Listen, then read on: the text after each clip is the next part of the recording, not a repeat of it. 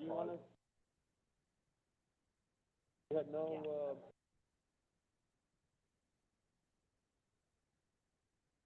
I mean, but that. I mean, they'll take a look at.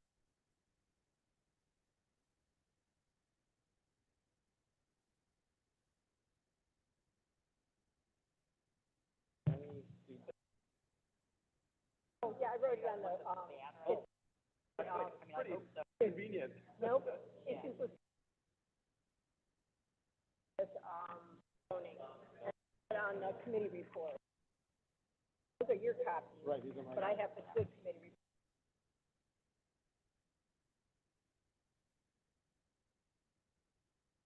So,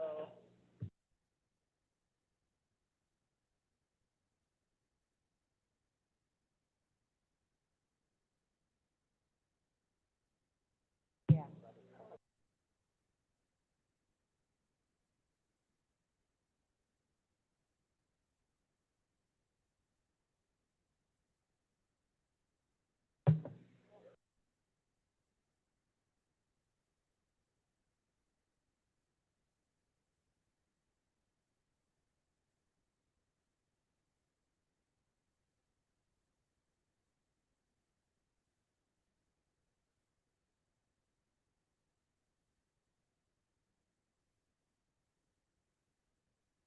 Okay, I'd like to welcome everybody tonight for the first meeting here at Elyria City Council.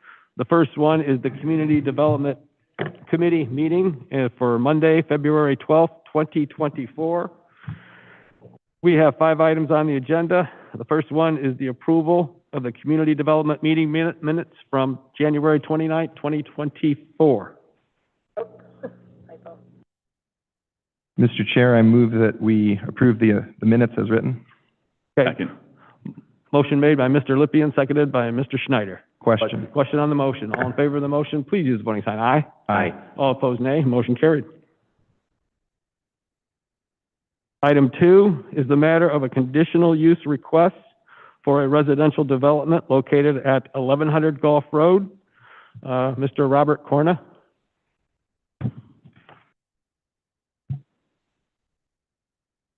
Just state your name for the record and address of the company.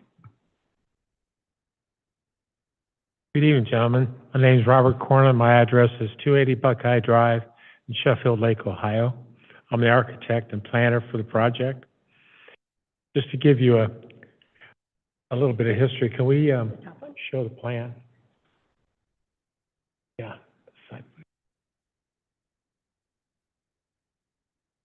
Have the bigger one.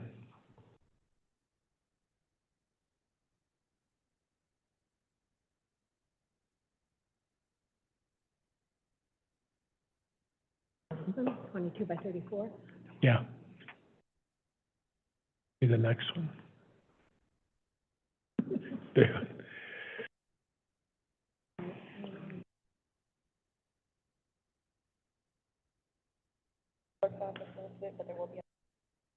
It's the bigger one. It shows the whole site plan.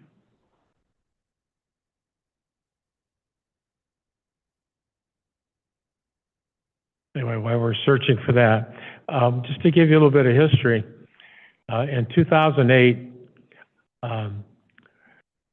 purchased the property from the golf course at that time was struggling, and they were in foreclosure proceedings from the bank, and we acquired the land with the anticipation we would do something similar. I developed Redtail Golf Course and the housing there, and the idea was to do something similar here. And as we started the project, I bought it in 2008, and the month after we bought it, Lehman Brothers declared bankruptcy, and the world changed. Now, not only the world of finance changed, banks were not developing property anymore, but the big thing that happened was a change in golf. Golf fell off the wagon. Golf courses were closing everywhere. And, you know, we did not want to be one of those, so we held on by selling hot dogs for $2 and beers for $1. Got people to play, just kind of kept alive while we were trying to develop the property. They went through the process and seeking financing. It was very hard to get back then. And finally, in 2012, I met Janet Wang at a conference in China, and she had the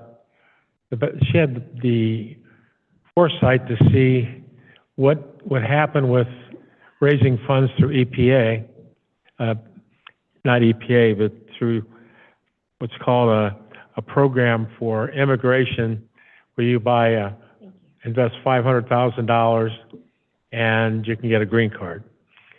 So we worked on that, and we used Jack Nicklaus was hired to do the golf course. Our objective then was, remember back in 2011, we had approval for a 486 unit complex, basically fourplexes and senior living, to build apartments for rent. These would have been fourplexes. We felt the property would be far better for that in time. We kind of saw a future for Elyria, or a future for the project, that if we brought Jack Nicklaus in and did a really nice, great golf course, we could attract better buyers.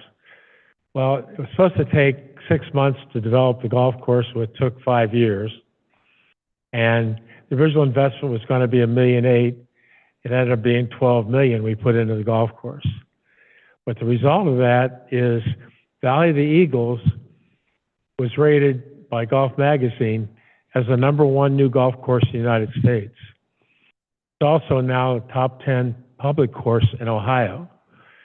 So it's elevated itself to a level that now we can look at a different plan. And we're looking at housing that can be supported in the $450,000, $500,000 level as individual homes.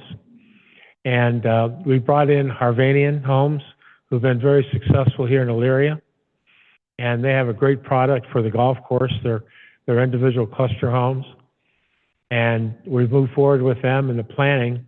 It's taken us a couple of years to get to where we are with you today. But one of the things that happened during the process was on December 5th, we were coming for final approval. And the 1 year expired from when we were supposed to start the units there, start the construction.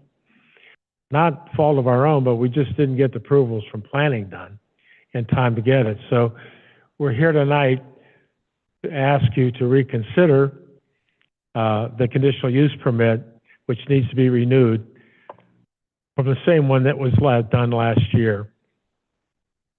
In the next year, we should be able to start construction, we're hoping, sometime this summer. So we're here tonight for the extension of that conditional use permit. You've seen it before.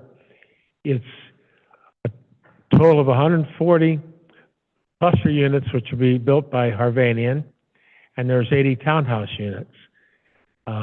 This is all anticipated to happen at one time, so both the cluster units and the townhouse units will happen simultaneously. Harvanian's best guess is better today than it was a year ago. It's been the high and the low, but right now things look pretty good for that market of housing. Interest rates should come down to where they're sustainable. We're in the 5 or 6% range this summer, and costs have leveled off. Although inflation, we don't know what's going to happen, but there's definitely a market for the housing. Harvanian has done very well in Elyria. They're here tonight too on another project. They're very, very high on Elyria and its future, as we are.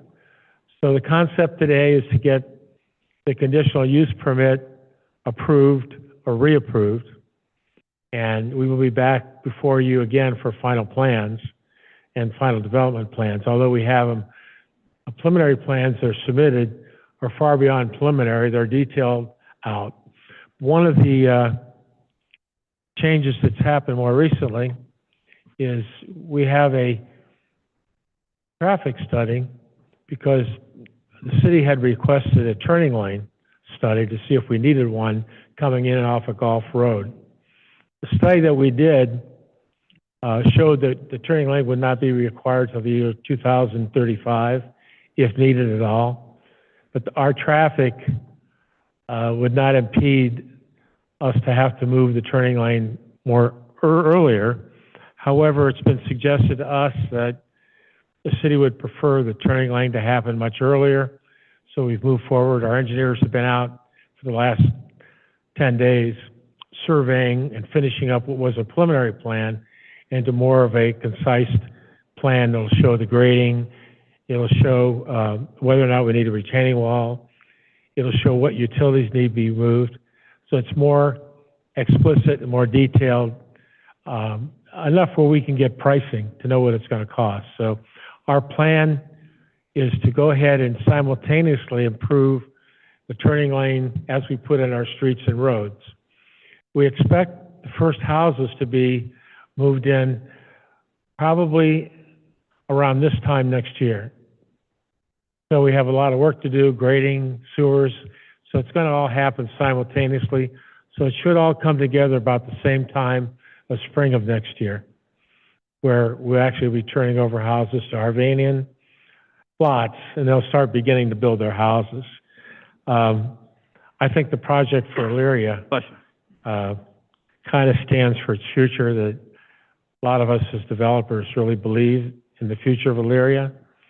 It's got great leadership. It's got really a lot of great, I mean, you drive around here, you would look at the commercial property that we have. I live in Sheffield Lake where there's none. As I think about the advantage Elyria has with the industry. So, and you are the center, Elyria is the center of Lorraine County. Everything has to grow to it, not away from it. So we're in a great position for, and we think that the Jack Nicklaus name, although in China they call him Jack Nicholson, you know, because they invested in the name and the golf course, but we feel the Jack Nicklaus Golf Course will attract people from all over. It has.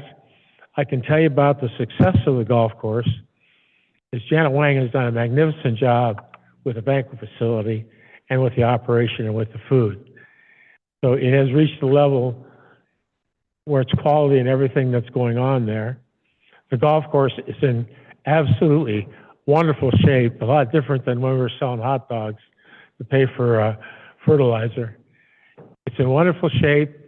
It's got a great reputation. In the spring, you'll find that it takes you a couple weeks to get in. I mean, it has a great waiting list. So its future is already there for the golf course, which now is a perfect setting for the housing to start. So by next spring, maybe we'll be number one in Ohio. That's our objective. But it certainly is a special place to play golf. It's a special place to have a wedding. It's a special place to have dinner. And it will only get better. It will enhance the city, and we feel that it's going to enhance its growth. And that's kind of what we're here tonight for, is the conditional use permit, which allows us to move forward with the planning for the project. And again, it's a renewal of something you've already approved, and we're just moving forward again. The year expired. By the way, it expired not because of us. It took us longer through Planning Commission. I mean, this is a very complex project. It's got floodplain issues. It's got things that have to happen, that studies had to be done, wetland studies. We got through all that finally. We finally got everybody from the fire department approved on secondary access. Engineers are about 99% there. So we're ready to move forward with the project with full engineering once we get the conditional use permit approved. Thank you. I'm open for any questions. Okay, thank you, Mr. Corna. Just remain there, see if there's any questions. I also want to let the committee know and everybody on the panel know that our building official, Dara Farkas, is in on a Zoom. So I'm going to ask Mr. Farkas, is there anything that he would like to mention before we go to questions, or would he prefer just to wait for questions? Mr. Chair, thank you. Apologies for not being there. I'm a little under the weather. Mr. Corner is correct. The conditional use approval was granted. It had expired. The next step in the process, if this conditional use is approved, is to move forward with the variance requests for the land use because it exceeds the 30%. Then we can move to the actual subdivision phase. So if you have any questions, I'm available. Thank you. Oh, Okay, thank you very much, Mr. Farkas. We appreciate that. So if there's any questions for either one of those, I already saw Mr. Oswald had his hand up first, so Mr. Oswald. Thank you, Mr. Chair. And I didn't know Mr. Farkas was going to be on call. But yeah, so this is the first process that then we will get into the nuts and bolts, that there's still a lot of issues that I'm sure we'll be able to get through, work through. And one of my stickling points was, which I think we're going to get through, as far as getting the turning lane in. And I know what a traffic study, your traffic study says, but mine says that this is going to be a dangerous intersection, and our residents want to be driving by there safely. So I think by working simultaneously, putting in a turning lane and doing the streets before the houses get started, that's a great beginning. There's still, like I said, a lot of issues.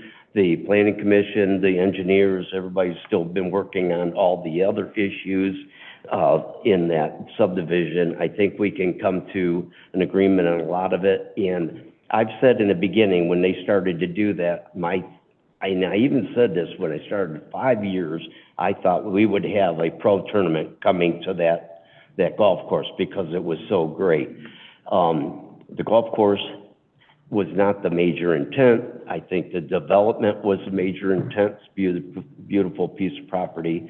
It's going to put us on the map, I believe. So hopefully we get it done safely, and so we can move forward to pass the conditional use so it gets it to the next step. Thank you. Well, thank you, Mr. Oswald. Mayor Brubaker? Yes, thank you, Mr. Chairman. Mr. Corner and Mr. Farkas are correct. During 2 planning commission meetings, the first one earlier this year, the first one of the year, actually January 2nd, we tabled it because of the concern that residents and Mr. Oswald brought forth regarding the turning lane. We had a meeting with Mr. Corner and his team, and our office was very emphatic with his team that we were not going to move forward with this unless there was an agreement to simultaneously put that turning lane in as the property was being developed. Mr. Corner has abided by that and spoke at the planning commission meeting, and thus that's why we passed it last Tuesday at planning commission. So as long as we are abiding by that and putting that in, we should be fine. Okay. Thank you, Mayor.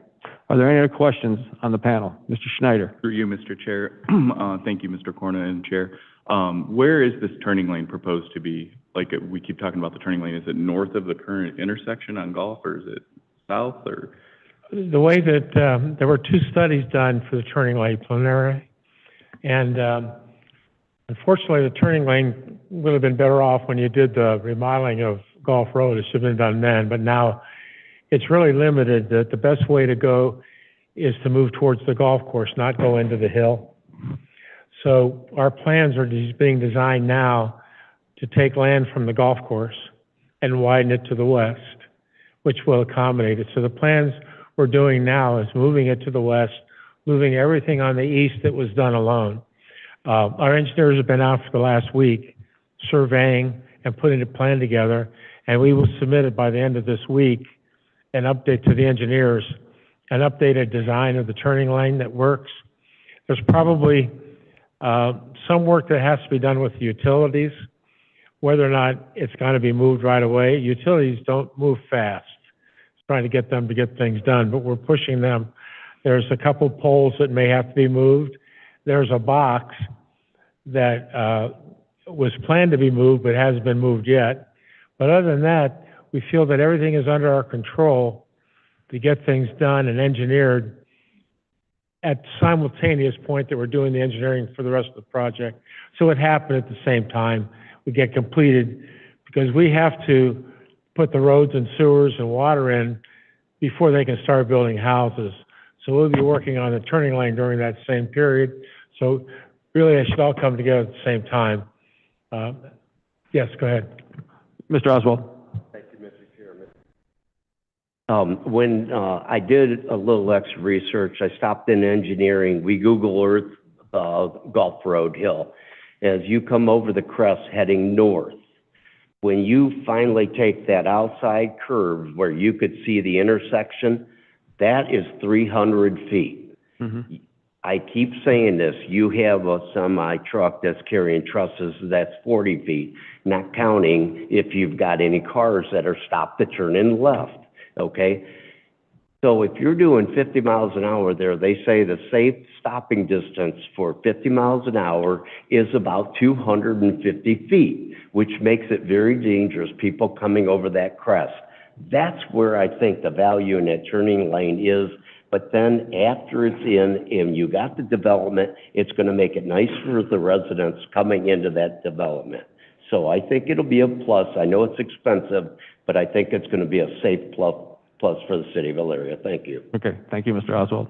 Mr. Schneider, had you completed your questions? Not right now. You're complete, okay. Thank you. Are there any other questions, Mrs. Sawarka? Thank you. I'm not on the committee, but I have a couple of questions. I'm very familiar with the project. What's the total, where is your secondary access? I'm trying to see from this map here. What is the secondary drive? The secondary point of access of your whole development? Yep, the secondary point of egress, it's pretty much been the same all the way through. It happens to the south of the entrance. It is designed to be an emergency exit only. It'll be a breakaway chain only used in emergencies. If the other major roads are not available for whatever reason. There are actually three methods of entering the project that will be above the floodplain. One is the entrance that we have now.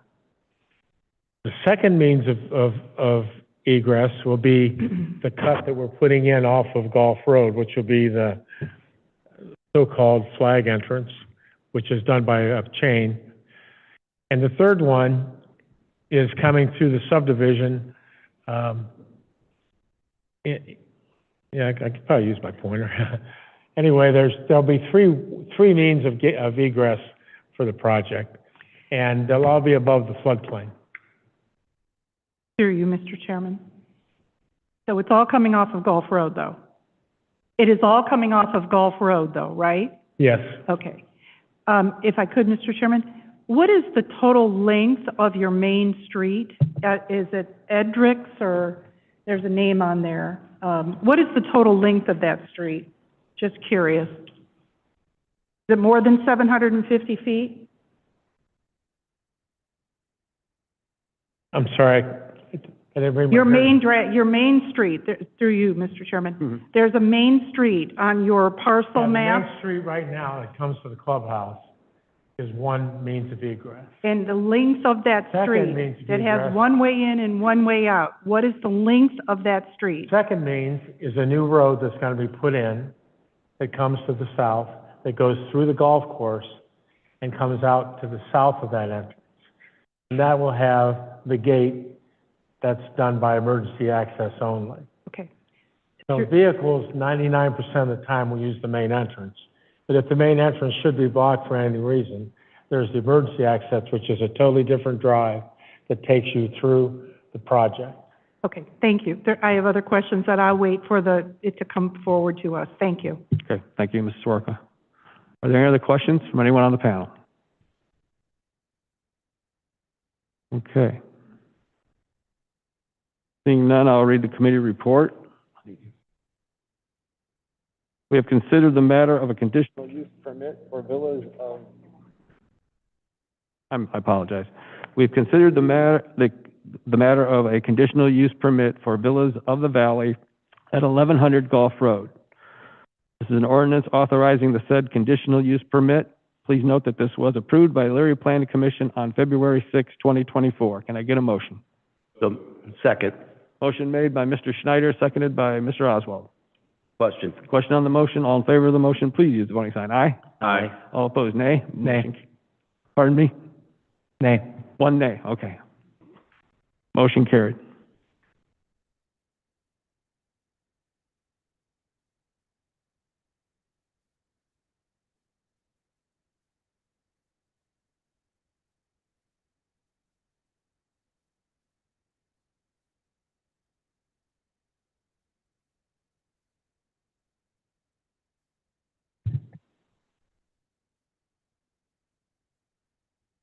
Thank you very much. We will be notifying you when the public hearing will be held.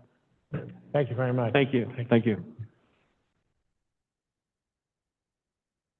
Okay, the next item on the agenda is the matter of a conditional use request for a residential development located on Indian Hollow Road.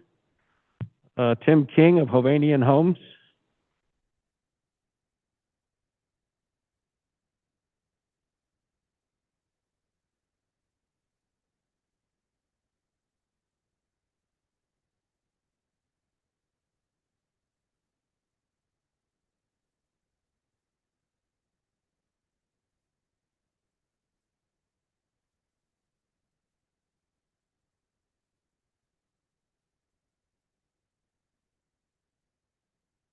Dale Haywood, Haywood Engineering, here on behalf of my client, K. Hovnanian Homes, requesting a renewal of a conditional use permit for the project called Riverfield Reserve, located between Grafton Road and Indian Hollow Road. Would like to point out that this project was brought before the city back in 2022, and a conditional use permit was granted at that time, in addition to subdivision preliminary plan approval. That conditional use permit was for a duration of 12 months only. Unfortunately, the clock has run out, and we're here to request the permit to be renewed. I would like to emphasize that there has been no changes proposed to the subdivision. The development plan remains the same. Density, street layout, and homes are all as they were before. This project could be considered a continuation of KHOV's adjacent project called Harvest Meadows, just to the north on Indian Hollow Road. There were some construction matters associated with that development necessary before this project could commence, hence the delay. Be happy to answer any questions you might have and provide any further elaboration needed. Okay, thank you very much. Are there any questions from anyone on the panel? And Mr. Farkas, did you want to weigh in on regards to anything here? Mr. Chair, through you, I have no concerns as it appears to adhere to the original submittal last year. Oh, okay, thank you very much. Mr. Schneider. Through you, Mr. Chair, to Mr. Haywood. The development entrances, we did have people concerned about traffic and headlights coming in and out. I think on Grafton Road, we heard complaints, and on Indian Hollow at one of the entrances. Is there anything that can be done to change the location of where those streets come out? Yes, Mr. Schneider. In fact, when we discussed this in a town hall format with the residents and Mayor Whitfield, we came to a conclusion to shift the entrance off of Grafton Road to avoid any light pollution from traffic onto the adjacent home. Indian Hollow Road, we also looked at the most beneficial way to service the development, and this is what we've come up with: 2 points of access on Indian Hollow Road and 1 on Grafton. Thank you. Mayor Brubaker. Yes, thank you, Mr. Chairman. It did come out in the Planning Commission meeting. There was a lady here representing her son and or daughter-in-law in regards to the entrance, I believe, coming out onto, was it Grafton Road, where the the street ended right where the house was, and the concern by the resident was, could we potentially have an issue similar to what we have at Abbey? And the request was made to see if we could shift that road just a little bit to the east of that, so that it would actually dead end into a open lot across the street. I know engineering is looking into that, and we'll speak with K. Hovanian about that. So we're looking to accommodate that change. We are attempting to work with K. Hova in regard to that, yes, because it was a concern of the resident there. Thank you. Thank you, Mayor. Mr. Schneider. Through you, Mr. Chair, Mayor Brubaker, that was Indian Hollow. She came in, just for the record. Indian Hollow, thank you. Thank you. Okay, all right. Thank you, Mr. Schneider. Mr. Lippian. Thank you. Through you, Mr. Chair. I seem to remember that there were a lot of residents in neighboring communities that had a lot of concerns. Light pollution was mentioned, noise was another one. I presume that for their presence at the committee hearing about a year ago, they must have received some notice that the meeting was taking place. I was surprised how many came. Were they notified that we were going to be meeting to consider this today? I'm just surprised that, unless their concerns have been alleviated. I can answer that, or, okay, and then the law director can weigh in. The clerk's office did notify them. Okay. And so that's satisfactory. And then I guess through you, Mr. Chair, one further question.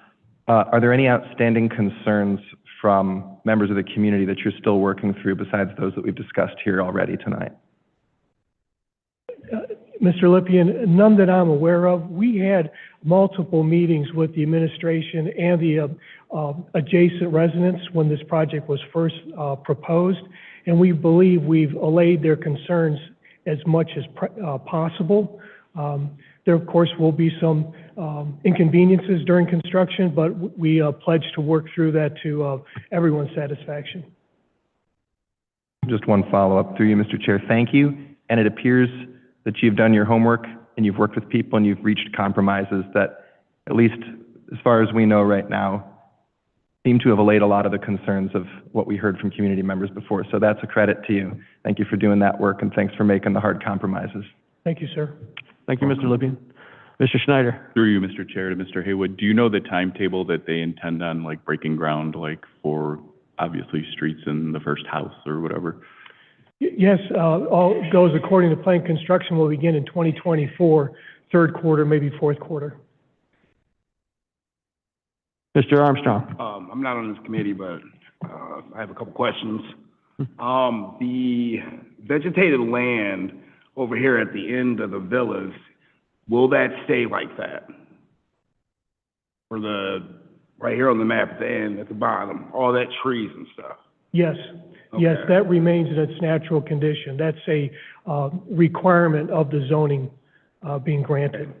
Because I know there was some concerns about the mini little lake south of that. So that's just a safety concern I want to bring up. Yes, Mr. Armstrong, that remains as is. That won't be affected by the development. That's all I have. Okay, thank you, Mr. Armstrong. I see any more hands? Yes, Mr. Lippian. I believe Ms. Swierka had her hand up first. I'm not on the committee, but through you, Mr. Chairman. So the blue areas, those are retention basins? That's what I was trying to, and that's what Mr. Armstrong was asking about? Those will be water features? They will be, and I believe Mr. Armstrong was referring to a pond that exists currently off the development site and adjacent to the south. It is cropped off of the image on the screen right now. Through you, Mr. Chairman. And this perhaps was discussed at Planning Commission. I assume that there will be an HOA here to take care of maintenance, but these are going to be public streets, correct? Yes. Wide enough for parking on the streets or not? Similar to Four Seasons? Yes. Thank you. Thank you, Mrs. Sawarka. Mr. Schneider? Through you, Mr. Chair, this is directed at Mr. Farkas in Zoom land. Can you speak, Daryl, regarding the density levels and what they could do and what's actually been proposed? Thank you, Mr. Chair. To Mr. Schneider. As you can see on the map proposed, the open space requirement for a residential plan unit development is 30%. They have far exceeded that with the acreage of woodland to the south. They could, if they chose, to go larger, but they decided to keep it within this realm to be best fit the area. I hope that answers your question. Thank you. Thank you, Mr. Farkas. Any other questions on the panel? Seeing none, I'll read the committee report.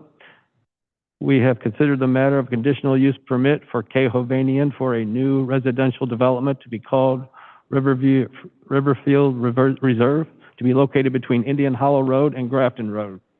This is an ordinance authorizing the said conditional use permit. Please note that this was passed by the Elyria Planning Commission on February 6, 2024. Can I get a motion? So moved. Motion made by Mr. Schneider. Second. Second by Mr. Oswald. Question. Question on the motion. All in favor of the motion, please use the voting sign aye. Aye. All opposed, nay. Motion carried. Thank you. You'll be notified of the date of the public hearing. You'll be notified.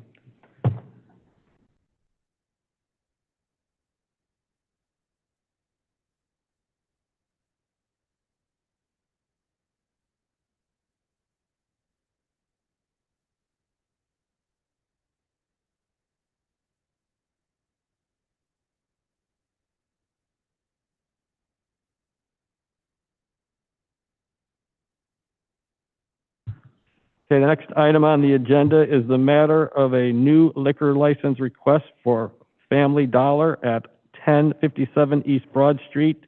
This is referred by the Ohio Liquor Control.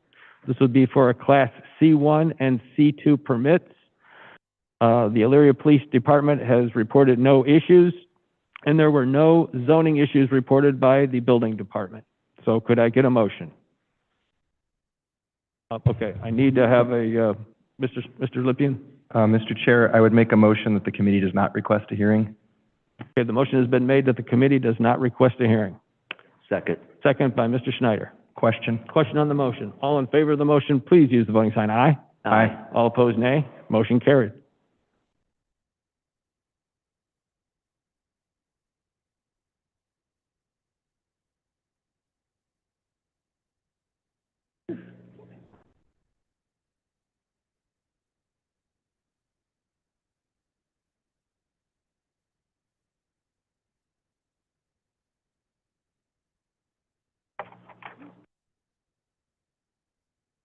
Okay, the fifth item on the agenda is the matter of amending section 1301.01 of the Ohio Building Code to adopt the 2024 edition.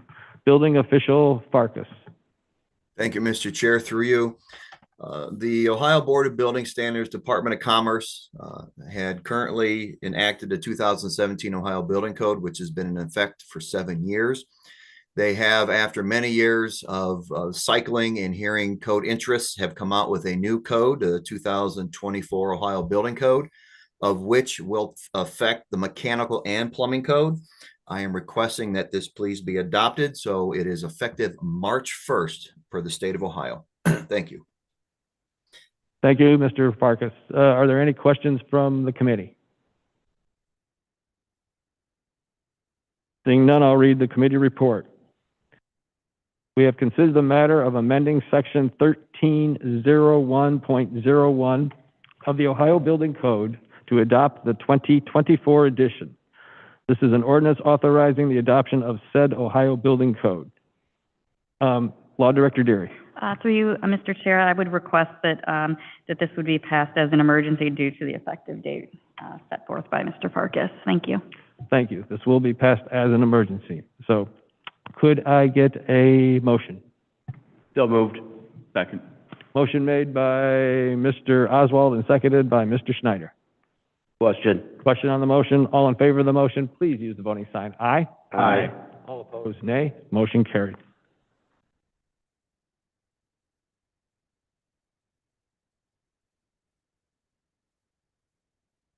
Okay.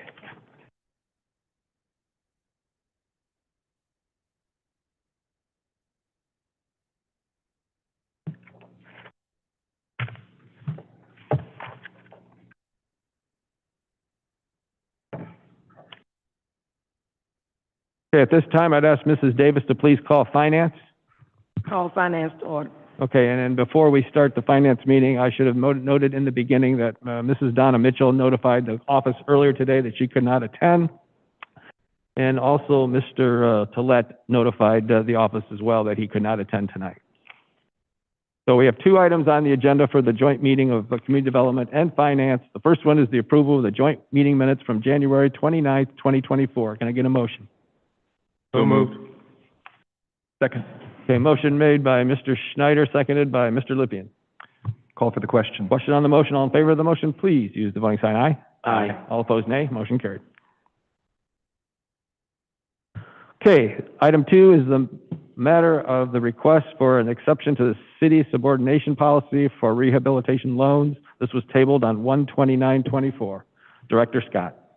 Thank you, and through you, just to recap, the owner of 154 Bell Avenue has submitted a request for an exception to the subordination policy so that she may proceed with a reverse mortgage, which would allow her to pay annual property taxes, homeowners insurance, as well as provide cash out to assist with credit card debt relief, and as well in addition to the structure.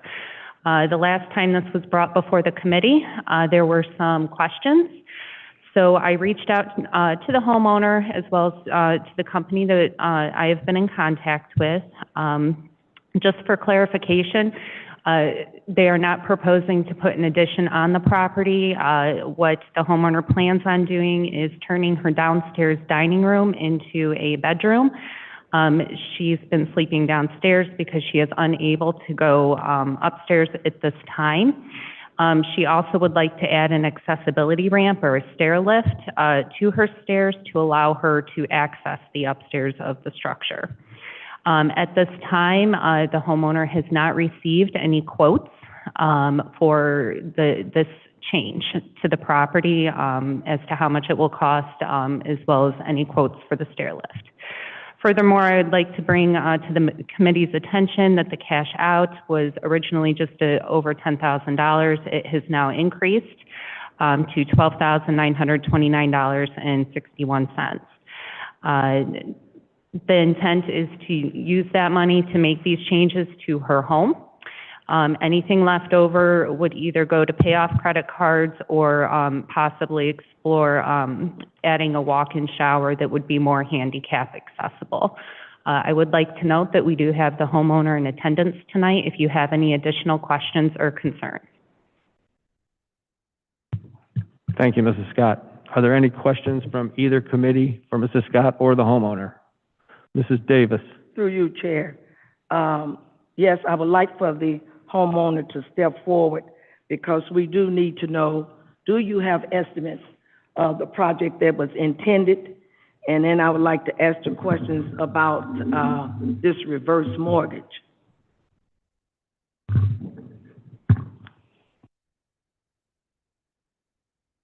No, thank you for having me. No, I hadn't gotten any estimates because I didn't know if I would be able to get the things that I needed for the stair lift or the ramp for coming in and out of the house, or the things I needed. I hadn't gotten any estimates, no.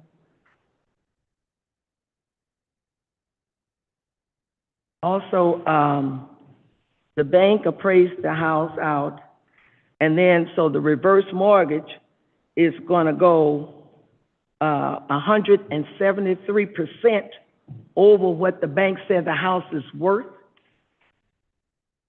I've never heard that being done before.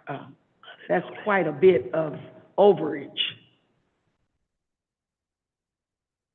And that being said, through you, Chair, that I can't go with this because of the overage. Mm-hmm. You're 173% over the loan, plus we have no estimates of what's going to expire after she gets the money. So we would have to have something. What does that mean? Okay. Did she want to respond or? No, I was asking, what does that mean? Mrs. Davis, do you want to? Yes, through you, Chair. Yeah. What I'm saying on my behalf, right, as my vote, I can't go along with the bank saying that they're going to give her 173% overage of what the loan is really, what the house is worth. That's like almost unheard of, that they would do something like that instead of 173%. Then we have no proof or estimates that you're going to do what you say to the house after you receive the money.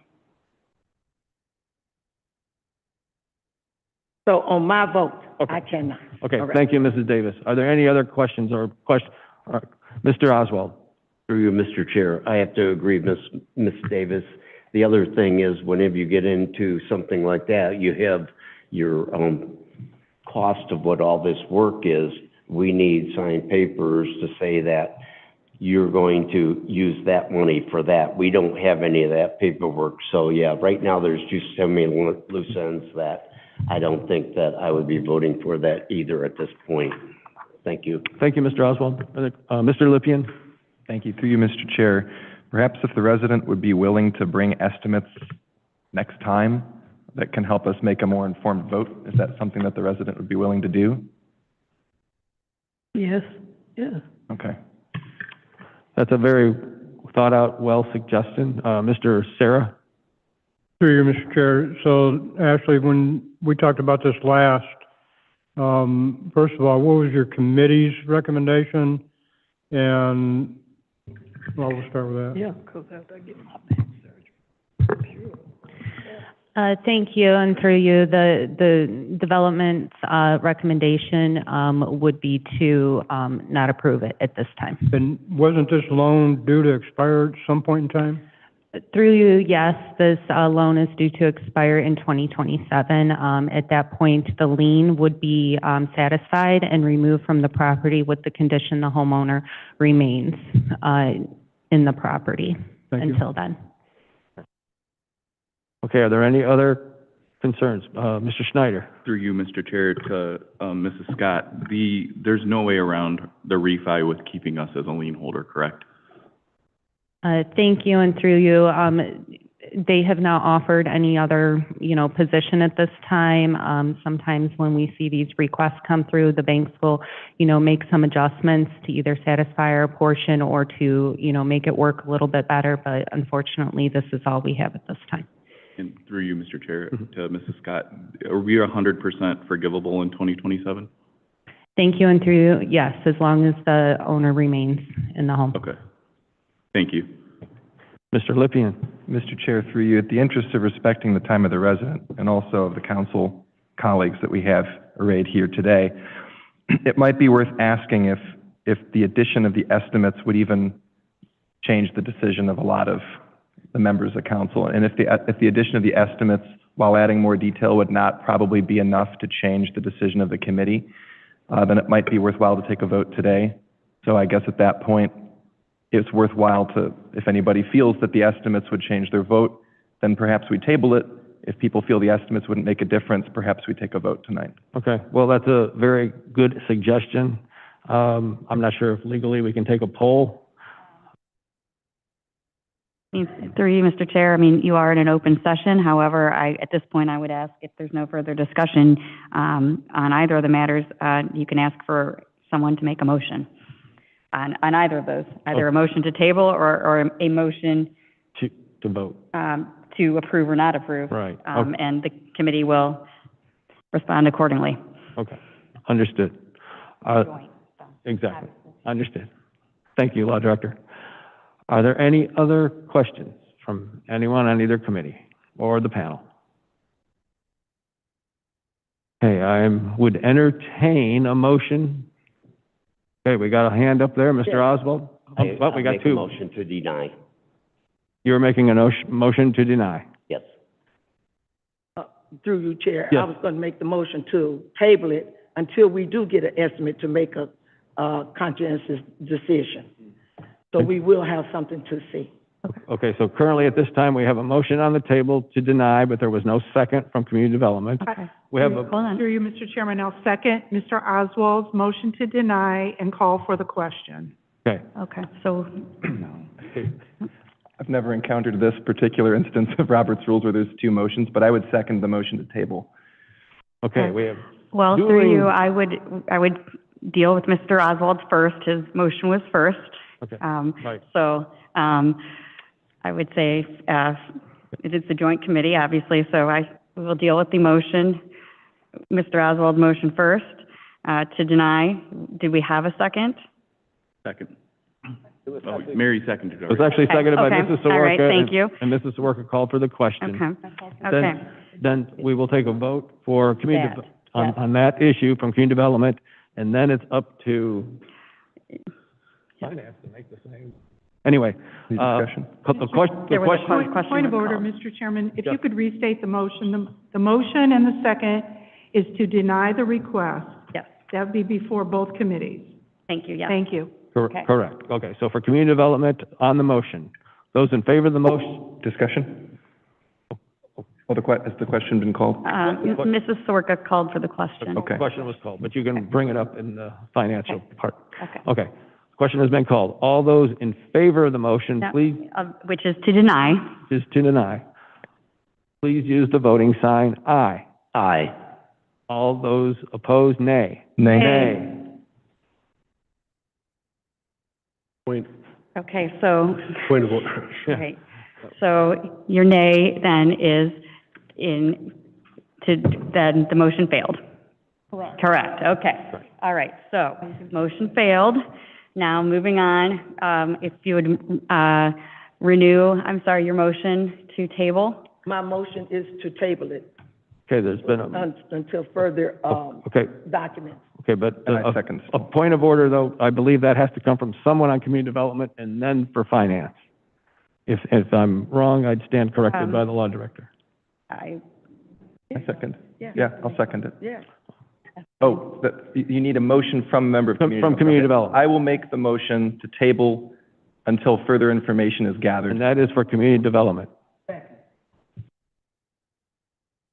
But you're, It's, you're looking for a second from? I'm looking for a second from community development because this is the community development, then finance will go after that, Not voting in favor of it though, right? the way we've always done. Okay. That's fine. I'll second it. Okay, Okay, seconded, thank you. seconded by Mr. Schneider. Is there a question on the motion? Call Question? for question. Thank you. All those in favor of the motion, please use the voting sign aye. Aye. All opposed, nay. Nay. Motion carried. I move on behalf of finance to table the item until we get more information. Second. Okay, for fine, would you call, is there a call for the question? Call for the question. All in favor? Aye. Any opposition? Nay. Nay. Okay. All right. Yes, that's correct. All right. The matter was tabled. Matters, All right. matters tabled until an uncertain date. Let's put it that way. Director Scott, through you, Mr. Chair, Madam Chair, if you'd be so kind as to let Council Clerk's office know when the additional information pertaining to estimates is received, and you can forward that, and then we can get it to committee. Thank you. If there's no further business for community development, I'd entertain a motion to adjourn. So moved. Second. Motion made by Mr. Schneider, seconded by Mr. Oswald. Question. Question on the motion, all in favor of the motion, please use the voting sign aye. Aye. All opposed, nay. Motion carried, meeting adjourned.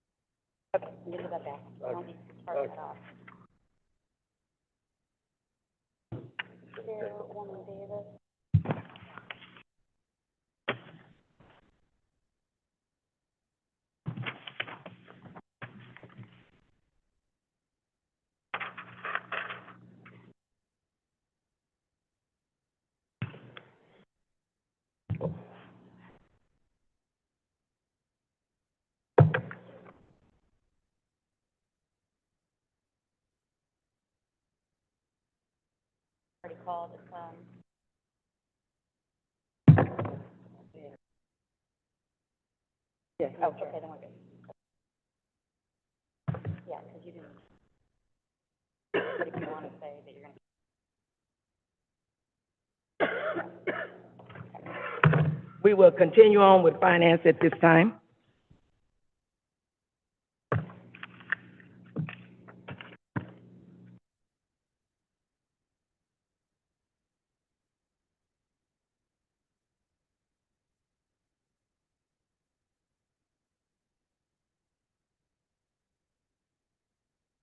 First thing is the matter of inactive delinquent EPU account to be certified to the Lorain County Auditor's Office.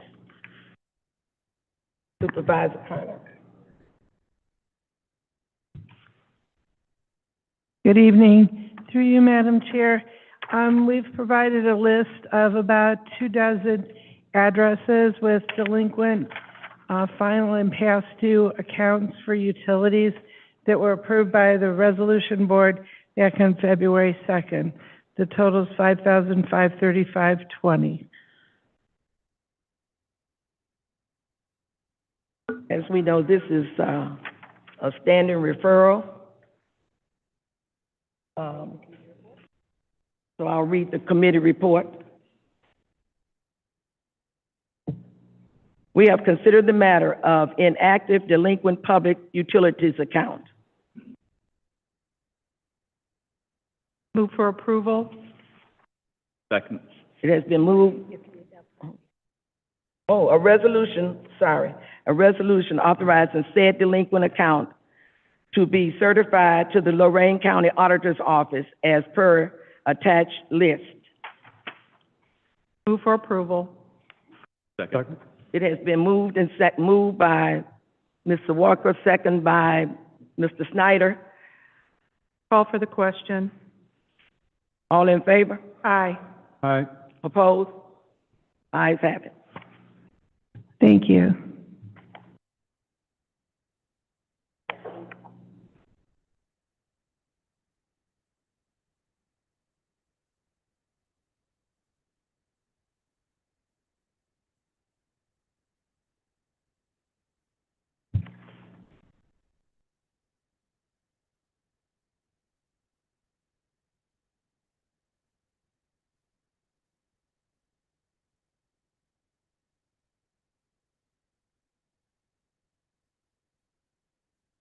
Second thing, we have considered the matter of placing a lien on the attached list of properties for board of and securing of these properties. A resolution authorizing the said charge to be certified as lien to the Lorain County Auditor's Office as per attached. Move for approval. Second. It has been moved and second for approval. All in favor? Aye. Aye. Aye. Opposed? Ayes have it.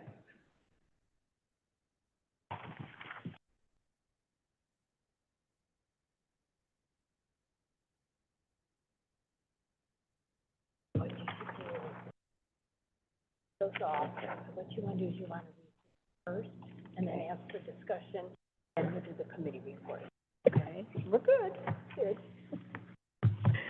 Next on the agenda is the matter to utilize ARPA funds for a $250,000 grant for the Elyria Community Partnership for the senior housing development at 615 Foster Avenue. Is there any discussion? Thank you, and through you. So there is a request before you tonight for the consideration of utilizing ARPA funds in the amount of $250,000 in the form of a grant to the Elyria Community Partnership for the purpose of a senior housing development. This is also in partnership with Pivotal. The location is for 615 Foster Avenue. We do have representatives from the Elyria Community Partnership as well as Pivotal with us tonight to give you an update on the status of the project and further discussion on this request. I will turn it over to them. One moment, through you, Madam Chair. Director Scott, is the request that this would be an emergency due to the time frame of this project? Thank you, and through you, yes. Thank you. Hello all. As you all know, we are a local community development organization here in the community, and for those in the community, as a shameless plug, we've got an amazing event this Thursday at Erie Island, if you want to grab those flyers. But yes, we do tons of events, tons of things downtown. Our focus has been to revitalize downtown and contribute to the increased quality of housing in Elyria. And with that being said, we found it necessary to partner with an amazing developer such as Pivotal. We've done our research on our end just to see the type of projects they're bringing to the community through, I think we looked at the Toledo site, if I'm not mistaken. But we've had an opportunity to spend some great time with them, get some research done, and I'm going to introduce Pete Swiggerwort, who's here, to give more details on the project, but we just wanted to extend our appreciation for both their ability to provide quality housing for the community and let the community know that we've done our research and we support them as well. And just so everyone is aware, this funding would be flowing through us, not necessarily for us, but flowing through us as a requirement for the state funding. Thank you. Good evening, everyone. Thanks for your time. Pete Schwigerot with Pivotal Housing, 9100 Centerpoint Drive, Westchester, Ohio, 45069. Happy to be in front of you again. You may remember us coming through late summer, fall time, rezoning the property to permit for this senior development. We're very excited to be partnered with the Elyria Community Partnership. I can tell you, we're excited about being partners with them. We think they do great things in town. We were excited to see that they also wanted to make their mission furthering housing and housing opportunities in Elyria. And I can assure you they are looking out for you. They did some investigation with us, came over to Toledo, as mentioned, to see some of our properties to make sure that not only can we build what we say we're going to build, that we can operate it long-term and take care of it long-term. So we were very excited to see how thorough they were and how serious they were taking this partnership. And with that, we were able to have success. We applied for funding through the state. It's called bond gap financing. It helps fund 4% bond development. The state contributed in a substantial resource themselves.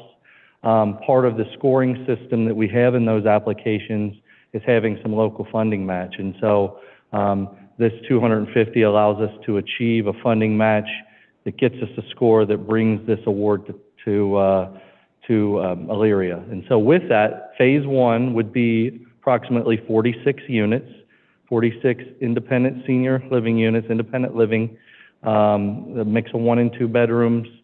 Anything and everything you'd expect in your own home, you're going to find in these units. They're fully amenitized. They're 100% accessible. They're built to green building standards. We'll be building to the National Green Building Standard. On-site management, on-site service providers, community room, fitness center, business center, all there in the building. It's a secure building, electronic fob entrances, cameras and lighting at every entrance throughout the facility, throughout the site. With that, there is a potential for a future phase. This development, or this assistance, these dollars will be used to help fund phase one. In total, we're talking around plus or minus 15 million in new investment on the site. We do think the site obviously is a challenge to the neighborhood right now. The building that's there is continuing to deteriorate, and we're excited about making sure that is demolished and cleaned up properly as part of this development. Phase one will actually happen on the north side of the site now, so that construction can occur while we're also taking down demolition. So don't let that make you feel that the demolition isn't going to occur. It will be part of phase one. So we're really excited about these funds. Do get us needed points to bring home these state dollars. And in ARPA funds, we've used them in other affordable developments like this. And, you know, it is a actual target of what the ARPA dollars were there to do. We're helping to bring new high-quality housing and decent, safe quality housing to the community and allow your seniors hopefully to age in place. And any questions you have, we're happy to answer them. Thank you for your time. Mr. Snyder. Through you, Madam Chair.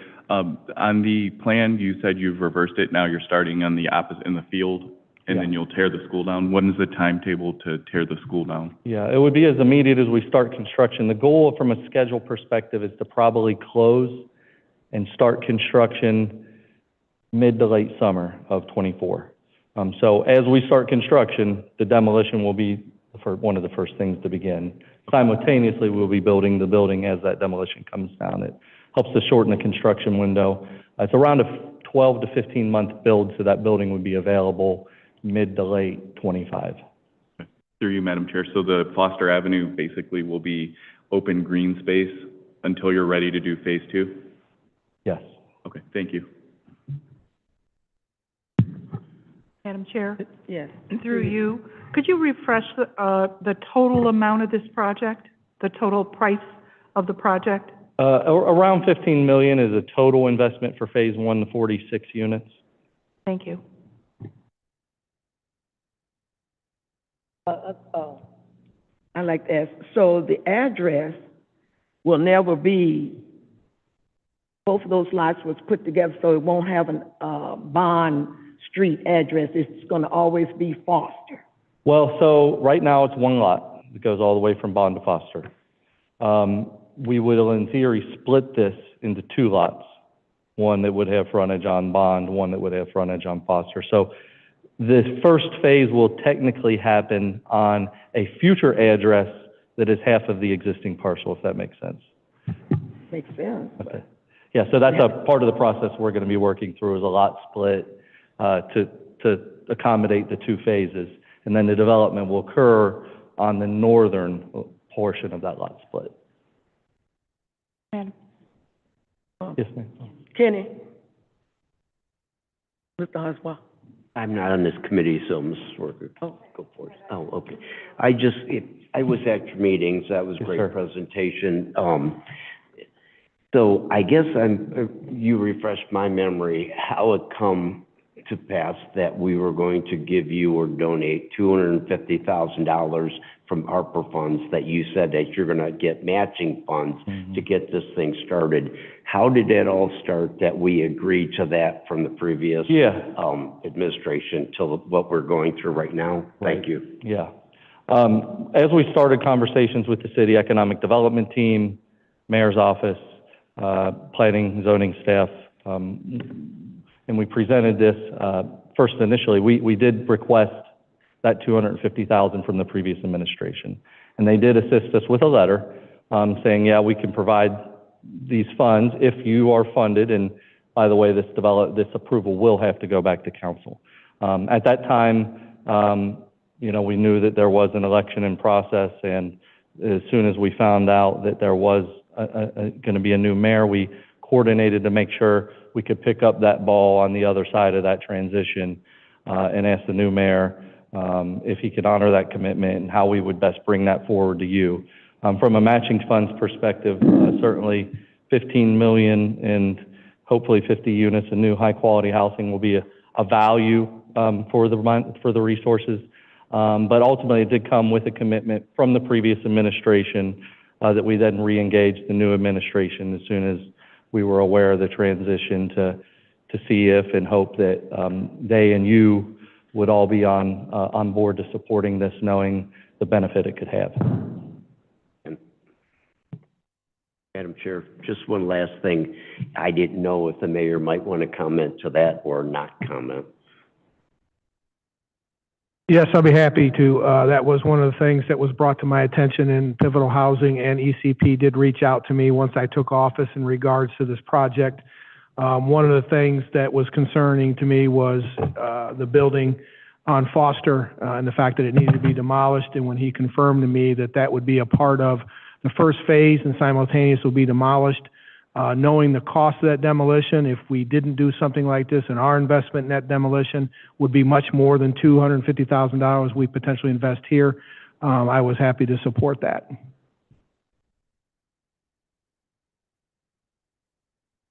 Yes.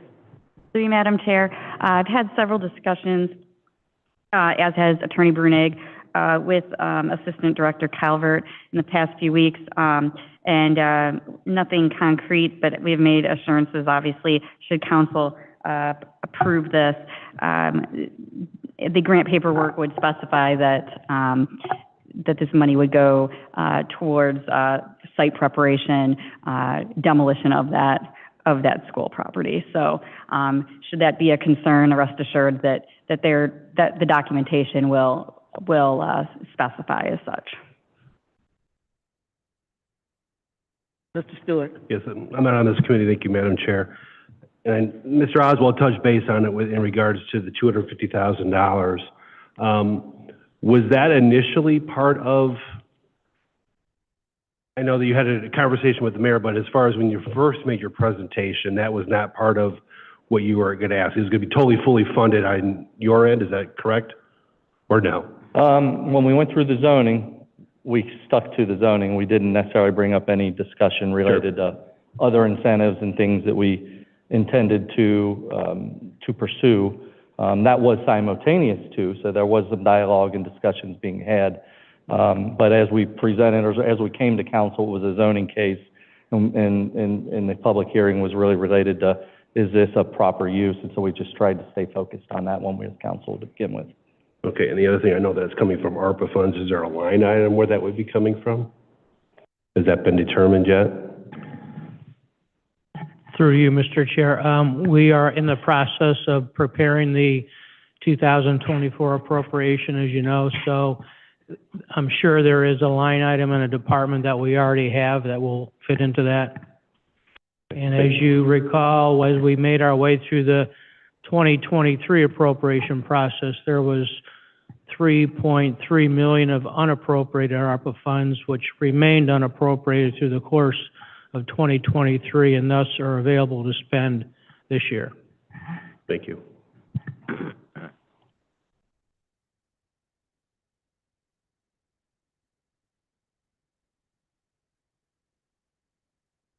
Is there any further discussion?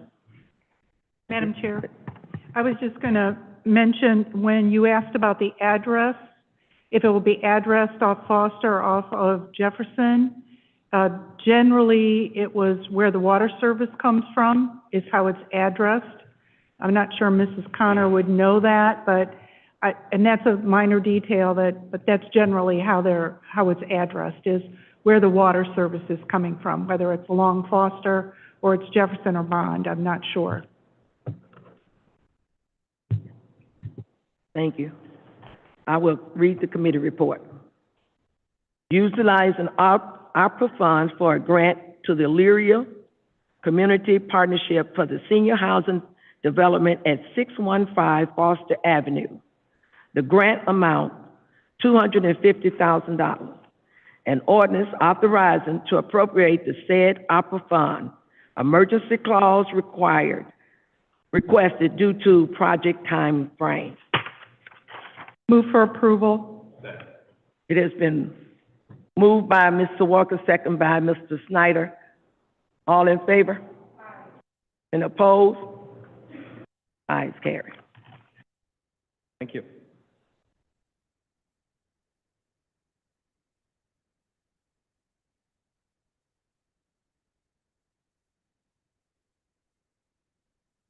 The next item.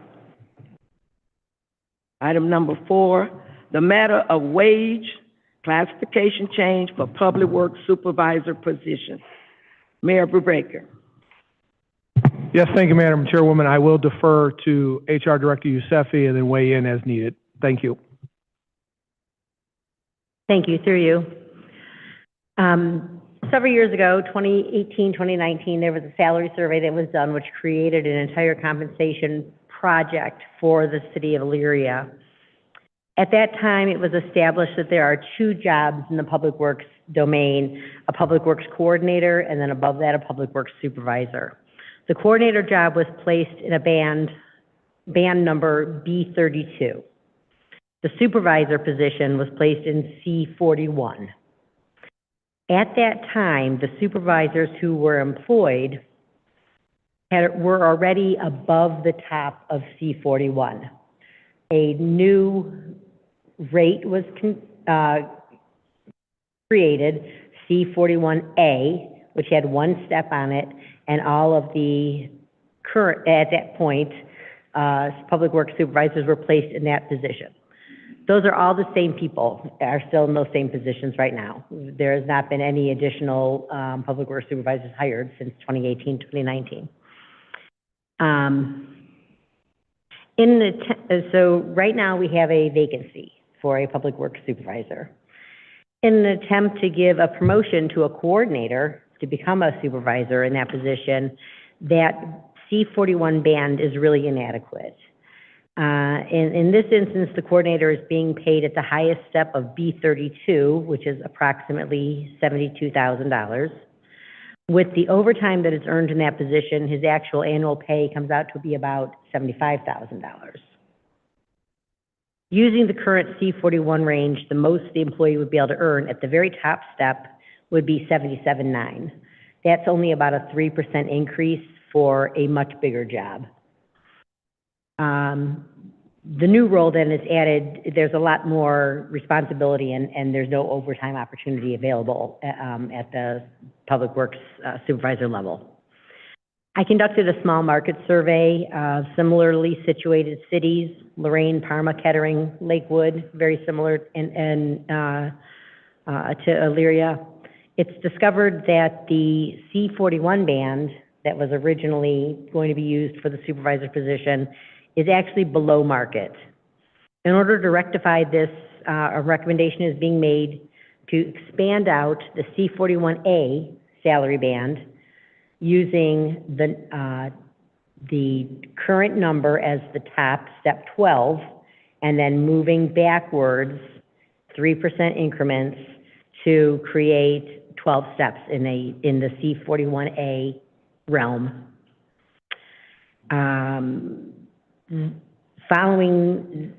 This will give us an opportunity to promote then from within and be able to give a fair wage for that particular position. So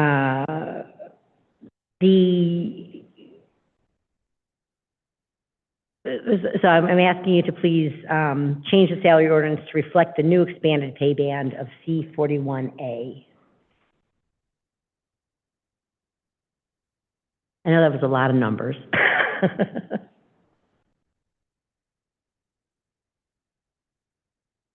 This would have no effect on any other position except the public works supervisor position. Any questions?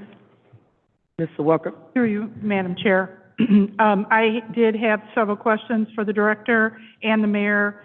I'm very familiar with the salary study, and I will be supporting this evening, but I will put a strong note of caution that I don't think we should be doing any other changes to our salary ordinance until we do a more comprehensive update. The current numbers that we are using as the floor on these are from 2018-19. 40% of the market was the target at that point in time. I'm not sure where we are with the market at this point in time, so I would recommend that this be put in place due to the circumstances, but that we make sure that we don't make any other changes until we take a look at the overall salaries and where they are in the market right now. So I would move for approval.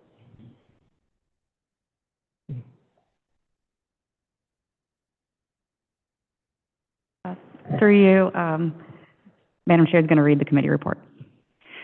Okay. Thank you. We have considered the matter of a wage classification change for a public works supervisor position. An ordinance authorizing the said wage classification change for said position. Move for approval. Oh, sorry. It has been properly moved in second. All in favor? Aye. Opposed? Thank you.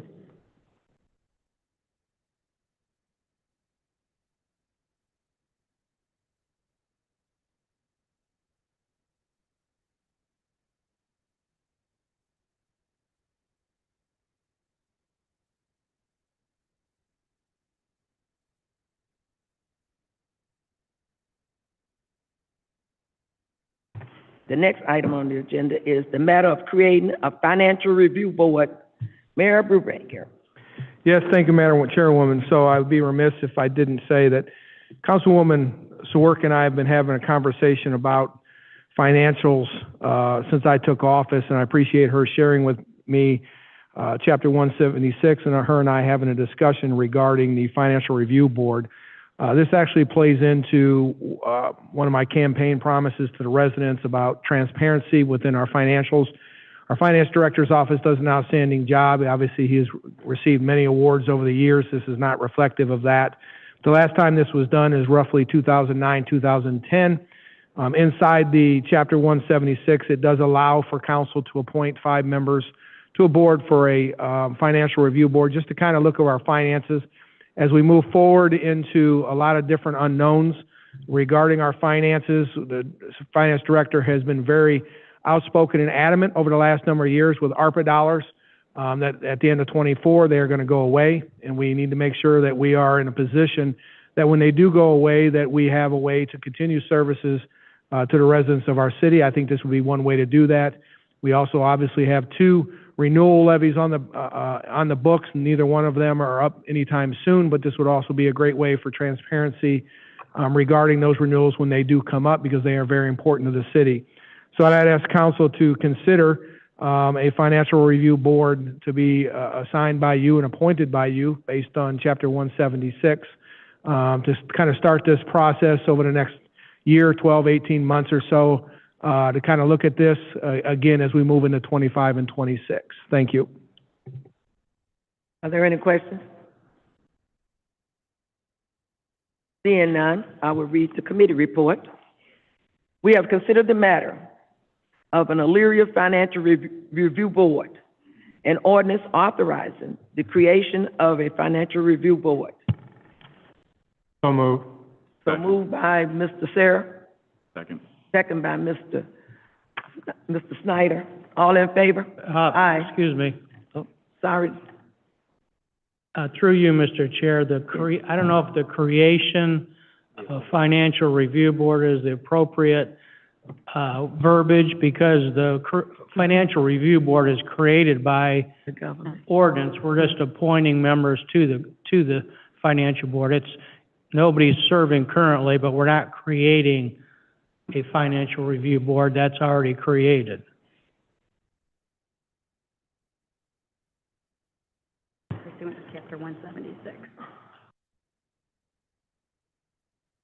We'll take out the word creation and add appointment of Chapter 176. Appointment of a financial review board pursuant to Chapter 176.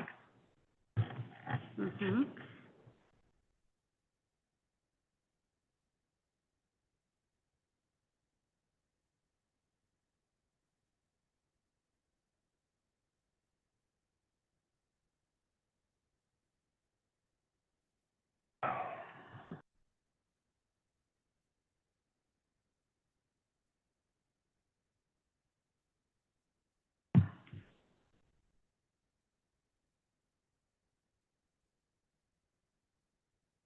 I will read it. We have considered the matter of an Elyria Financial Review Board, an ordinance authorizing a financial review board appointment pursuant to Chapter 176 of the Elyria Codified Ordinance. So moved. Second. There's been moved by Mr. Sarah, second by Mr. Snyder. What's your pleasure? All in favor? Aye. Aye. Opposed? Have the same right. Thank you.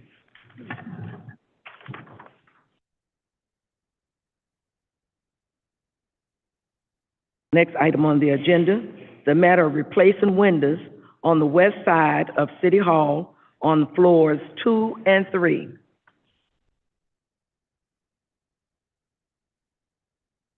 Mr. Brubaker again. Thank you, Madam Chairwoman. I will defer this to Assistant Director Strozak, who's been working on this project.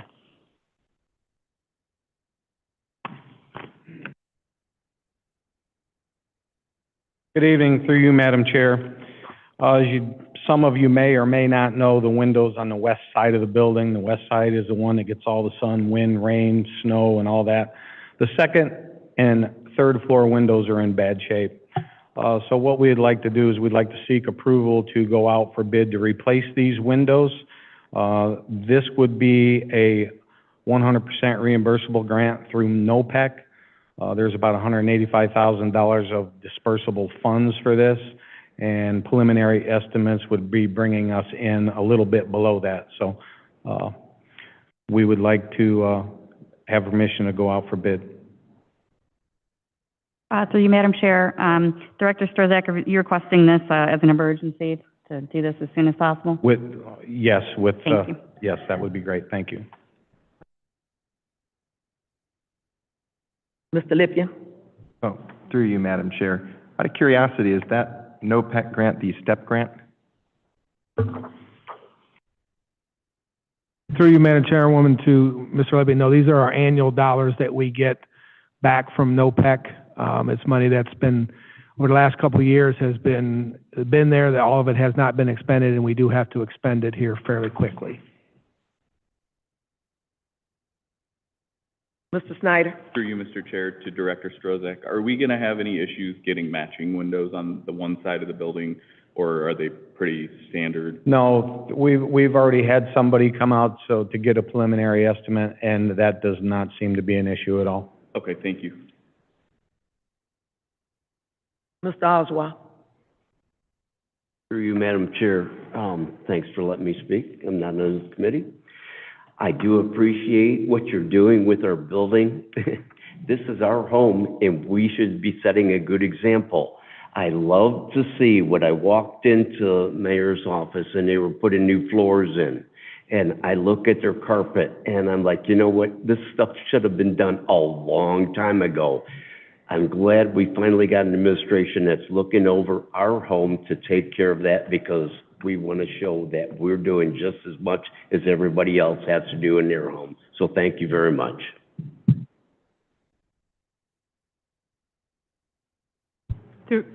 Thank you, through you, Madam Chair. I just was wondering the time frame. What was the time frame? Summer, late summer, hopefully before winter time? Depending on how many bidders we have, if we only have one bidder and the bid gets out the beginning of March, they should be able to have it completed, as long as the supply line stays the way it is, by end of summer. Through you, Madam Chair, one additional question. So you would have to block off parking, I'm assuming, to work on the windows on that No, side? they would use a JLG. They would have to plywood all the tree lawn out front, and they would work off of that. Thank you. This is for the west side. Thank you. I will read the committee report. We have considered the matter of replacing windows on the west side of City Hall on the floors 2 and 3.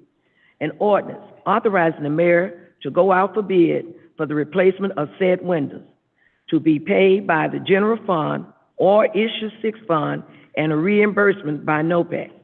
Emergency clause request due, project timeline. Madam Chair, the committee report, if you're going to put issue 6, it's actually the 2016 0.5% income tax fund. We don't use issue 6 on the books. Thank you. Words noted.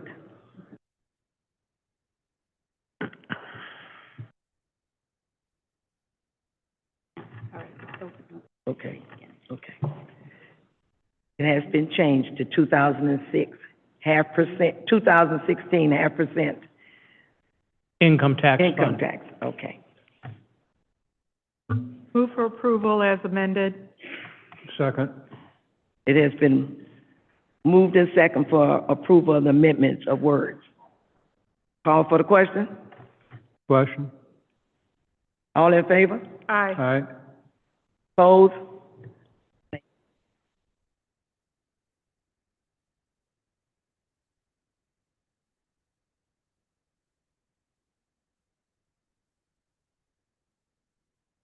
Our next item on the agenda is the matter of H2 Ohio River Initiative Chloride Reduction Grant.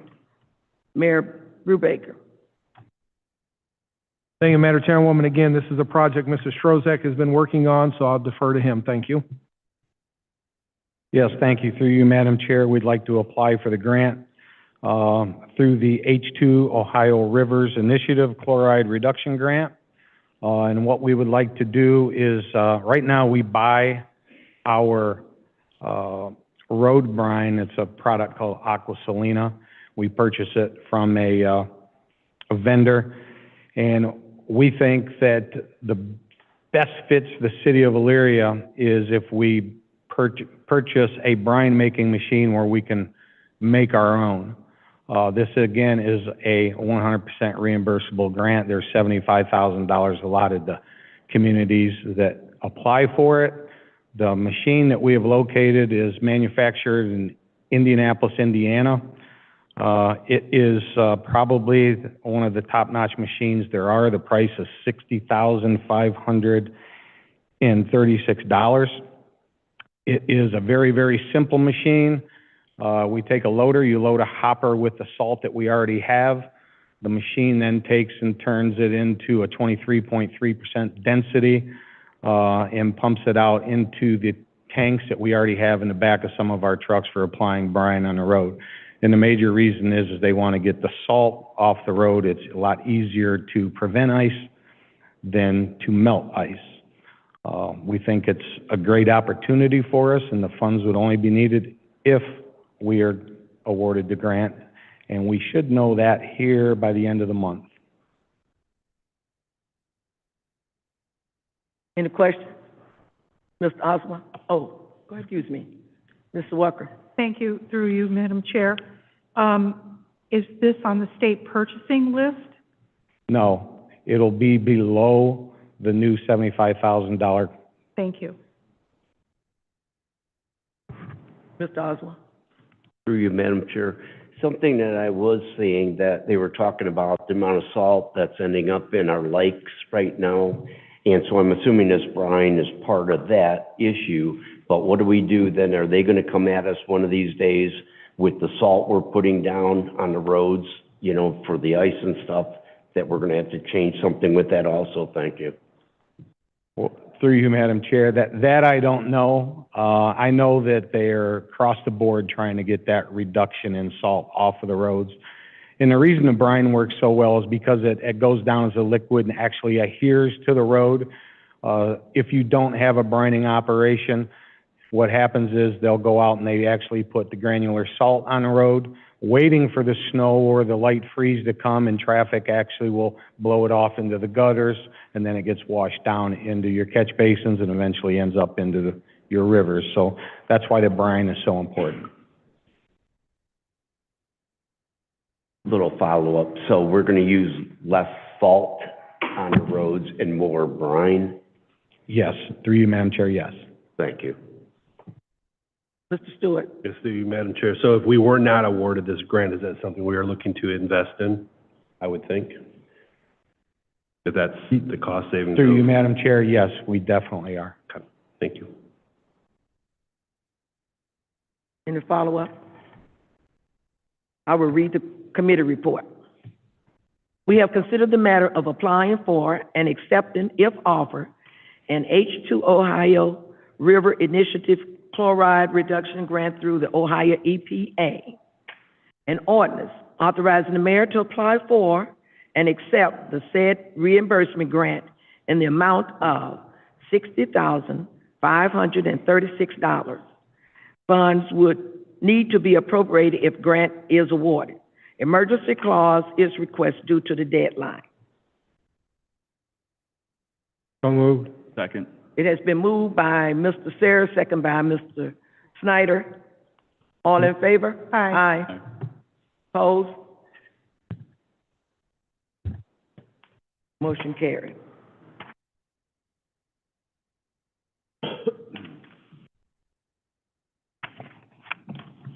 The next item on the agenda is the matter of amending the salary ordinance of the Muni Court Traffic Magistrate. Mr. Pileski, Director Pileski. Thank you, Madam Chair. So I received a visit from the two municipal court judges, Judge Bennett and Judge White. Part of the conversation was about their need and desire to hire a full-time traffic magistrate, I guess due to the traffic program that the Elyria Police Department has been going through. So I turned into the clerk's office everything that they gave me. There's a narrative about the full-time magistrate information and comparables to other municipalities and governmental entities. So what they're basically asking, I thought the judge would be here tonight, but I don't see him, but what they're asking is to make a full-time traffic magistrate on the salary ordinance with 3 steps, them being $105,000, $108,000, $110,000. And I guess that would enable them to maybe attract an attorney that would like to do this type of work. And I thought that it was not going to include the current magistrate, but I believe today they said that they would also like the current magistrate to be that position to have those same rates as well. So that it would involve one current employee and one new employee to be hired. Through you, Madam Chair, I somewhat hesitate because not having the judges here, I'm not quite sure what their intentions are, but I have had some previous conversations with the judges about this, and might I suggest that my understanding is the current full-time magistrate is listed on the salary schedule simply as the full-time magistrate, though not specified as civil or criminal or traffic, what have you. It's just listed. I know they have, I believe they're listed as A, B, and C. Is that correct, Director Pileski? Through you, Madam Chair, yes, it's listed as just a magistrate, and the three steps, or step C is 89,549.89. Step B is 94,324.19, and step A is 99,727.33, which is where the current magistrate is at. So he would be going from 99,727 to 110,000. So may I be so bold as to suggest that what may serve their purpose is to amend the salary schedule for that current position of magistrate to what they're suggesting. I don't believe that they're limited to how many magistrates they are able to hire, assuming their budget supports it. And that could essentially knock out two birds with one stone. And correct me, obviously, if I'm wrong, I defer to you, Director Pileski, but if that's a matter of you and I needing to explain that to the powers that be across the street, I would volunteer my time if you would volunteer yours.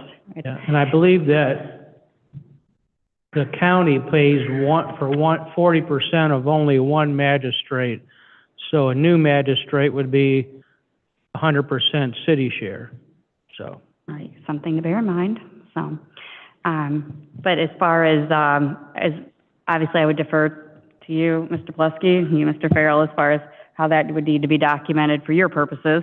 And so if you would think that it would be best to separate those two positions out, but I think.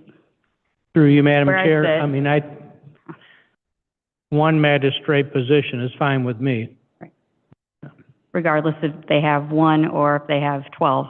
Correct. Although, when it comes to budget time, that may be a different story, I understand. But through you, Madam Chair, Yeah. I don't know what they do, so I mean, Yes. that's why I can't speak to whether what they do, whether they deserve the current one deserves a raise. Right. I can't speak to that. Understood. So, again, from where I speak, I can certainly vouch for the fact that the caseloads have increased, and there's no indication that they will decrease. I can speak just from my office. We've gone from having 2 full-time prosecutors, several part-time, to now having 4 full-time, and I don't see that changing. And I also do know that they have since Magistrate Manning became judge at Avon Lake Municipal Court, and that happened at the right at the end of, beginning of this year. They have been without a magistrate over there in traffic court. So that position has been, they've been attempting to fill that at its current part-time level, and they have not been successful for, I think, a variety of reasons. So I think they believe that this will make it more attractive and also solve some coverage issues as well.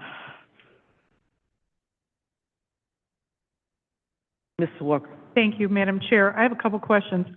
Could you please clarify, is this a full-time or part-time job?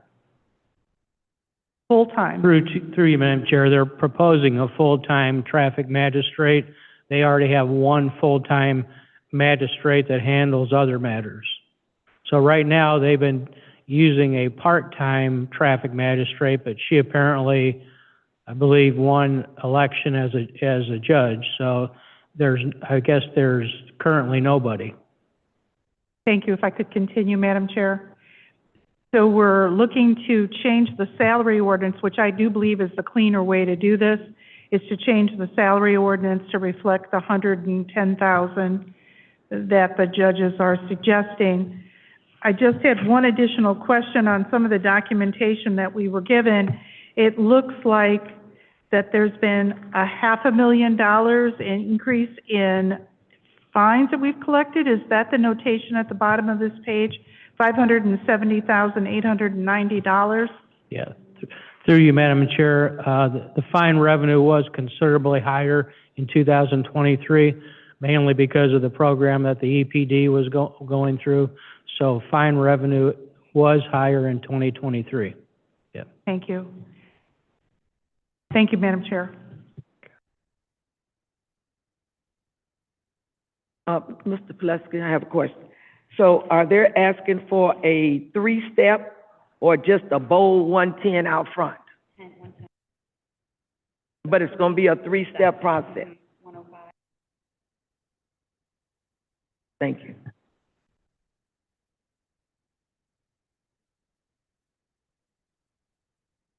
Mr. Chair, please.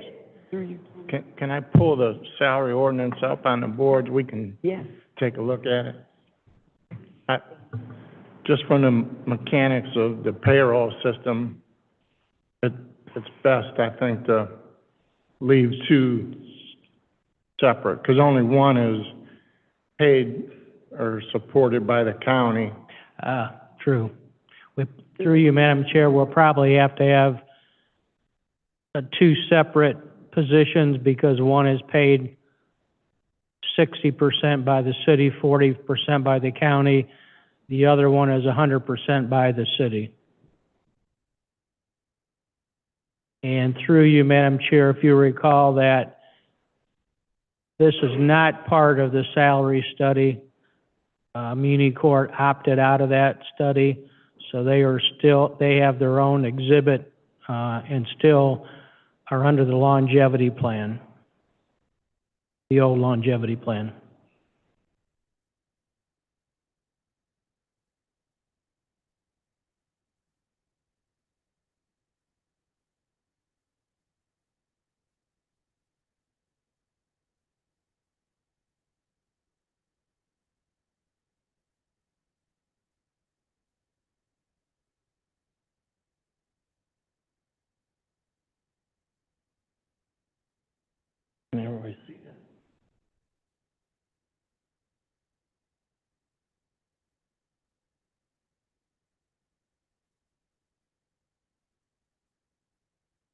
So just through you, Madam Chair, to the committees, the existing positions are listed under Muni Court Magistrate.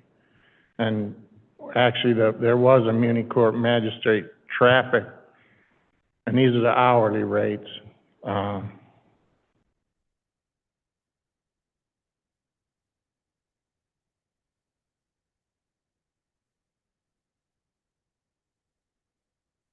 These are the 3 steps, C, B, and A, from left to right of the request from the judges. And then on the far right over there, which we can either, I can move that over, but.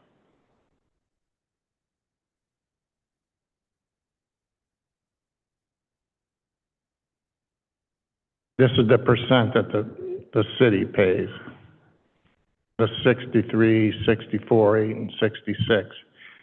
I listed it under both the magistrate and the traffic magistrate because I didn't know if there's ever a time when the county's picking up the traffic magistrate as the one that they do. So only one of the 2 would be at this 63, 64, or 66. The other one be at the current position of magistrate, or the traffic magistrate would be at the higher rate of 106, 108, and 110. Through you, Madam Chair, to the Law Director, I believe that Ohio Revised Code only enables one magistrate to be covered by the county. Am I correct?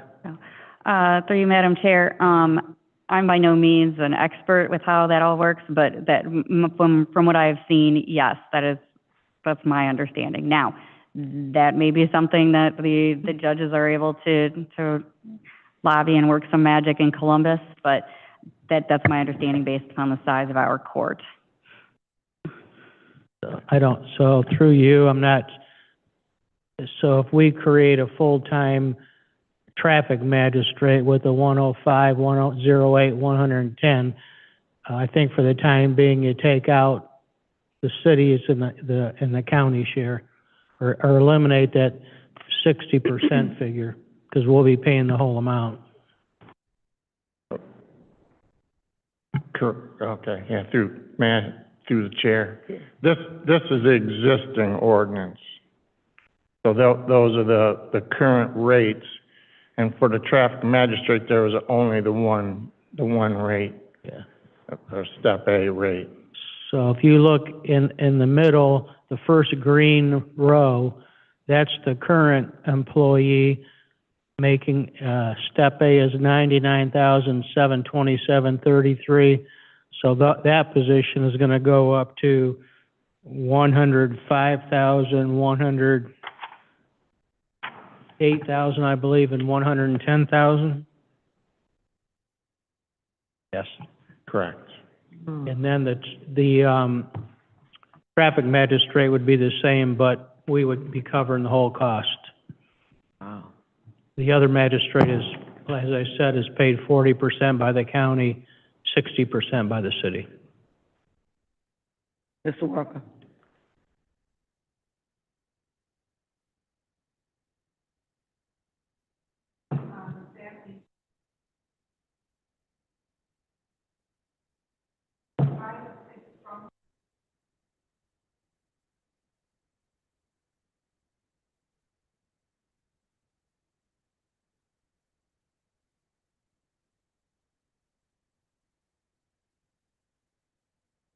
Sorry that we understand it. I apologize. I would ask that we ask the judge or the representative to come and kind of go over this and answer some questions that are in our minds, maybe some things we haven't thought about asking, because we're in essence creating a brand new, we are not creating a new, well, we are creating a new position that we are 100% on the hook for. I believe that's kind of the gist of it. So I would think that we'd be better off to table it and have a judge or the representative come and give us exactly what they're looking for.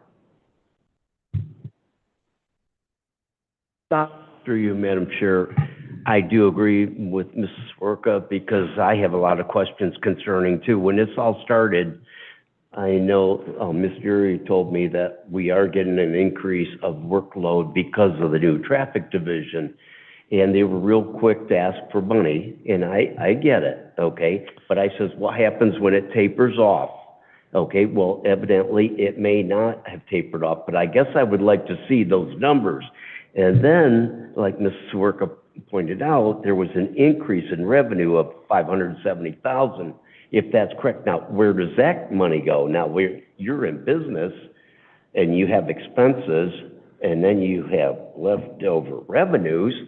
Where does that revenue go? You know, does that go to pay for, but we're paying for that person? So I guess. Through you, Madam Chair, the fine money goes into the general fund, and you have special fines that go into their special fund. So some of that traffic does go into the special traffic magistrate fund, but the bulk of it goes into the general fund.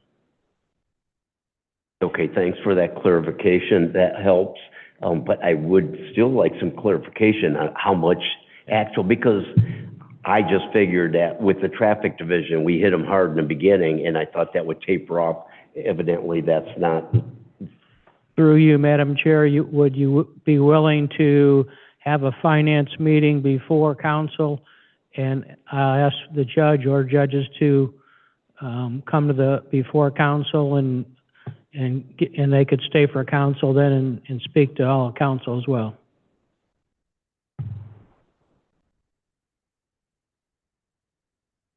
Well, it is brought to our attention that we should table this until, did you, I was going to move to table it and follow the advice of the finance director.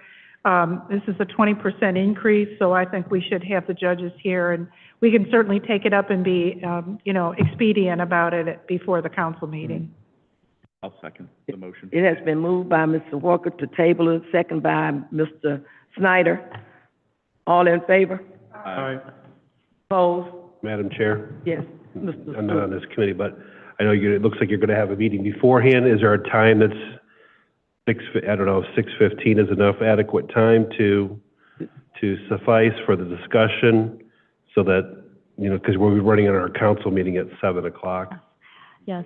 Thank you. And through you, Madam Chair, I would just like to mention to the clerk's office, they'll need to make the necessary accommodations to notify the public and committee and council members of a special committee meeting, 6:15 on Monday evening. Let the media know. Thank you. Again, I didn't know, through you, Madam Chair, I didn't know 6:15 allows for enough time, I would think, for clarity if the judge has their information, and maybe that's beforehand. That's more than enough time. Thank you. Sure, thank you. Yeah. Call for the question. Yeah. Call for the question. Yeah, call for the question. All in favor? Table. Table. Aye. Aye. Through you, Madam Chair, I was just made aware that the next council meeting will be on a Tuesday, I think, so. So it'll be that Tuesday.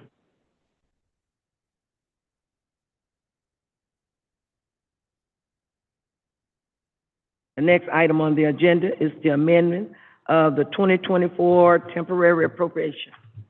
Thank you, Madam Chair. We have no amendments to the temporary, but just to let you know that we, hopefully, well, not hopefully, we will be presenting the permanent appropriation, hopefully at the next finance meeting. I'm going to try to get it to you before that for your review, but the next finance meeting will give us, it need be, we'll have a couple meetings to discuss it. It has to be passed by March 31st, so. I have no doubt that you will handle it. Seeing nothing coming before this committee at this time, can I get a motion to adjourn? It has been moved in second that the finance committee adjourn. All in favor? Aye.